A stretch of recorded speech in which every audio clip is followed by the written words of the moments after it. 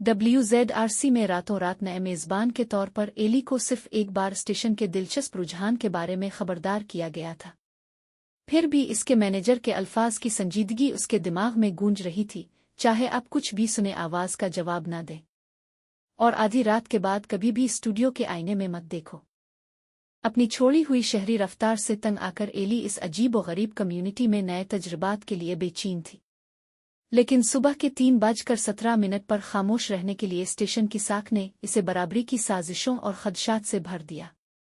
लेकिन जैसे ही आधी रात करीब आई, वो इस बरक़ी तवक्को को हिला नहीं सकी जिसने हुआ को चार्ज किया। आज रात जैसे ही घड़ी जादूगरनी के वक्त के करीब पहुंची, एली आईने पर नजर डाले बगैर मदद नहीं कर सकी। फितना उसके अर्द गिर्द फट पड़ा। क्या स्टेशन की रवायत सच हो सकती है? इसकी अक्कासी वाकिफ गैर यकीनी के साथ वापस घोर रही थी। कस्बे के पुराने क्लॉक टावर ने आधी रात को अपनी सुस्त रफ्तारी का आगाज किया जब एली डगमगा गई, असरार के सनसनी और नामालूम के खौफ के दरमियान फंस गई।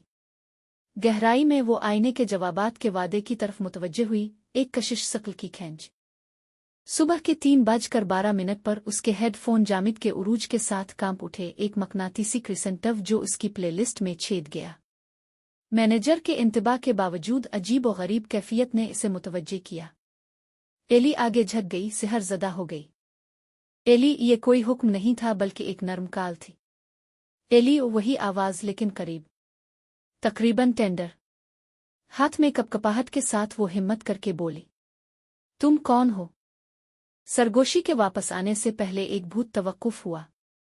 डरो मत, ये अब भी तुम हो। इसकी नब्ज़ तेज हो गई, वजाहत और उलझन के टुकड़ों के दरमियान जिम गई। इसका मुस्तकबिल खुद वक्त की हुदूद से बाहर बिला रहा है। क्या आवाज़ रहनुमाई कर रही थी परेशान कुन? जैसे ही शहर की घड़ी सुबह के 3:17 की तरफ टुक टुक कर रही थी, आईना टिमटमाता है जो एली की मौजूदा ज़ात का अक्स नहीं बल्कि तकदीर से जकड़ा हुआ एक अजनबी है। अपने मुस्तकबिल की धुंध के साथ नज़रों में बंद एली ने सुना कि अल्फाज उनके हीरो फराहम करते हैं, एक इंतबा आने वाला है। इसने अपने खौफ को पलक झपकाया, दुनिया के दरमियान फटा हुआ था। मुकम्मल जवाब देना उन हुदूद को तोड़ देगा जो वो जानती थी। इशारे को नज़रअंदाज करना इसकी किस्मत पर मेहर लगा सकता है। एक इंतखाब उसके सामने था। स्टूडियो के असरार ने इसे घेर लिया, जोर दिया। एली ने एक सांस लेते हुए फैसला किया, वो अपने आप से ताल्लुकात मुनक़ते नहीं करेगी और ना ही वक्त के अक्स होने वाले इंकिशाफ से छुपेगी। जब तक सरगोशियां इसकी बाज़गश्त के जरिए रहनुमाई करती रहें, वो स्टेशन की भूत भरी खामोशी, इसकी आवाज़, हाल और मुस्तकबिल दोनों, इसकी सबसे सच्ची इत्तेहादी